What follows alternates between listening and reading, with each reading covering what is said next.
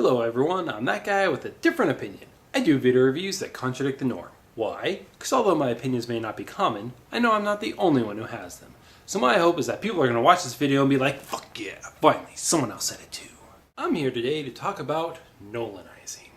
For those of you unfamiliar with the term, back in 2005, Christopher Nolan did a little movie called Batman Begins. Maybe you've heard of it.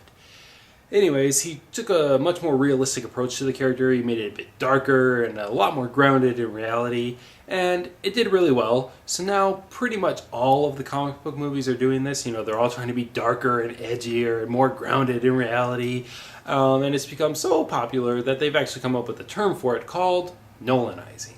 So I'm here today to talk about whether or not nolanizing is a good thing. Now, I'm sure quite a few people, especially people who don't read comics, would probably immediately answer yes. And I will admit, there's a bit of an upside to it. You know, by making it more realistic and grounded in reality, they've managed to kind of reach outside of the comic book box and pull in a lot of the mainstream people. You know, a lot of people who didn't like comics before are starting to like comics now. In fact, for the first time in our history, it's actually cool to like comics.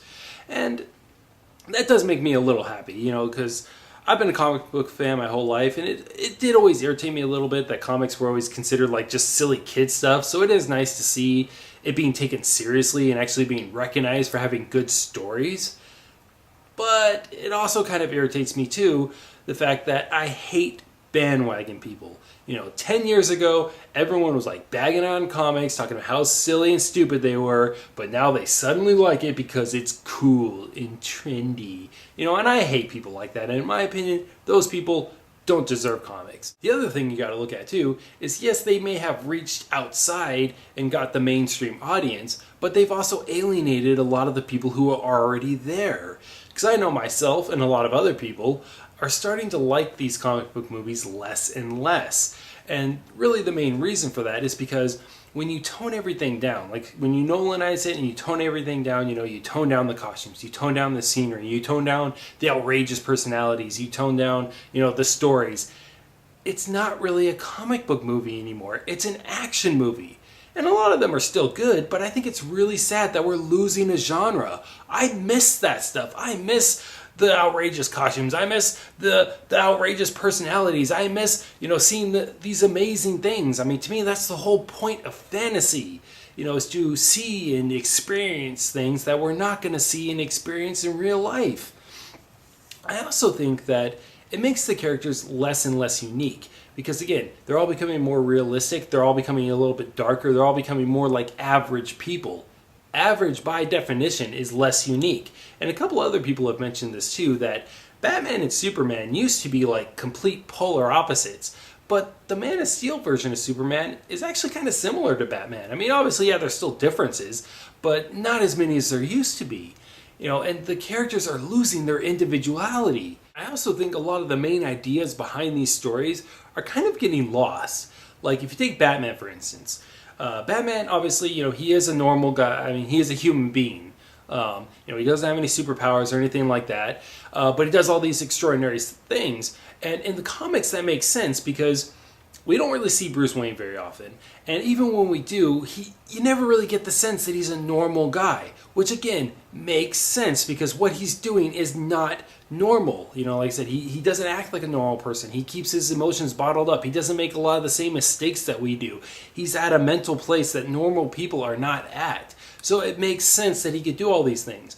But the Bale version of Batman, or the Nolan version, whichever you want to call it, like I say, he is very much like a normal guy. He has fears, emotions, and vulnerabilities, and he talks about it. He says he's afraid. He says he's worried. He says he's confused. He makes a lot of ordinary human mistakes. Outside of the costume, he is very much a normal guy. I can't buy into that. So despite the fact that they've gone through great lengths to try and make it more realistic, I actually find it less believable. I could believe this crazy, not normal guy could be Batman. I don't believe this average guy who's pretty much just like me could be Batman. I don't buy it. Same thing with Superman. You know, in the comics, you know, the whole idea behind Superman has always been he's supposed to be like the ideal that we look up to. And they even say that in the Man of Steel movie. And before, that made sense because not only does Superman have all these great superpowers, but he's always so happy. He's so optimistic. He looks for the good in people. And he doesn't let the bad things in the world affect him. Because there's always, even back when he was first created, back in the the late 30s, early 40s, there was crime and corruption and all kinds of bad stuff then. But back then, he didn't let it affect him. He would just always believe in good and believe in doing the right thing, regardless of what other people would do. He is unshaken by this world.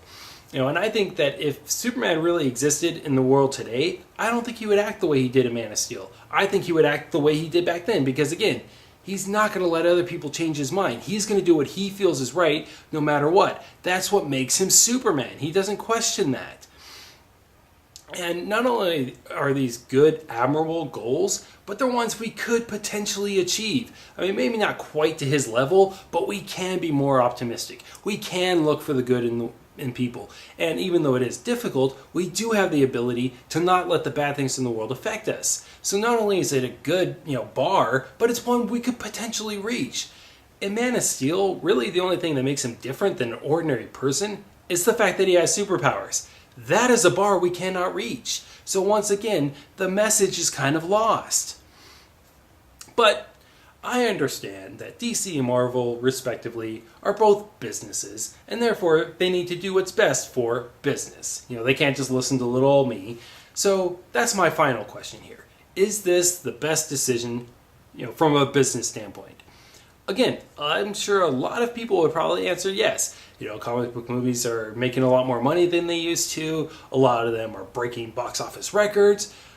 But one thing you need to consider is that most of the comic book movies that were made, back then, the majority of them were B, even sometimes C grade movies. Very few of them actually had real production value. And the ones that did, like Tim Burton's Batman or the Christopher Reeve Superman, did insanely well. Tim Burton's Batman made over $400 million, which may not seem like a lot now, but back then, when movie tickets were only like $3, that was a crap load of money. And if you actually adjust the numbers for inflation, or if you just look at actual tickets sold, Tim Burton's Batman still did better than any of the Nolan Batman films, including The Dark Knight. Or if you look at the Christopher Reeve Superman, that made over $300 million back in the late 70s. Again, a crap load of money back then, and if you adjust the numbers for inflation, it did better than Man of Steel.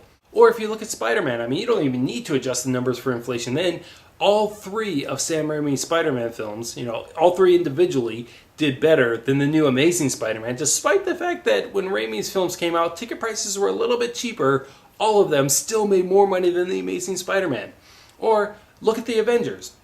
One of the few comic book movies in the past 10 years or so that wasn't Nolanized. They didn't try to make it darker or more realistic or any of that crap. They had the comic book costumes, the comic book personalities, the comic book situations, all the little comic book inside jokes. That was 100% a comic book movie.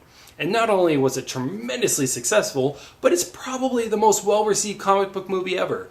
You know what? I know people who hate The Dark Knight. I know people who hate Man of Steel. I know people who hate The Amazing Spider-Man. I honestly do not know anyone who hates the Avengers. Yeah, I'm sure they're out there, but what I'm saying is that is a very, very small group of people. And I'm sure there's people out there who will try to argue, oh, well, it only did better because it had more characters. I call bullshit. Because the more characters you have, the more chances you have of pissing off fans saying, oh, they screwed up that character, or they didn't give that character enough screen time. Having more characters doesn't make it easier, it makes it more difficult. The reason why it did well is because Joss Whedon decided, hey, we're doing a movie based off a comic book, so let's make this a comic book movie. Wow! That Joss Whedon, he's smart. I would have never thought of that. So, do I think nolanizing's good? Absolutely not. I think it makes the characters less unique. I think it's destroying a genre. I think it makes the movies less interesting. I think it's unfair to the fans who've been supporting these comics, for years and years, buying all the merchandise, and it's not better for them from a financial standpoint. I don't know why they think this is a good idea, because again, this is not my opinion. You can look at the numbers. Any movie, any comic book movie that follows the comics does better than the ones that don't. It's been proven time and time and time again. I don't know why they don't get it. I don't know why most people out there don't get it. But nolanizing is not a good thing. If you want to be successful in comic book movies, just stick to the comics. They would make even more money than they're making now. So, I'm that guy with a different opinion, and that was my opinion of nolanizing. Hope you enjoyed this video review, although I'm sure most of you didn't, especially if you're Christopher Nolan. But I don't care, because the fact of the matter is, you may hate me, but it's only because you know me.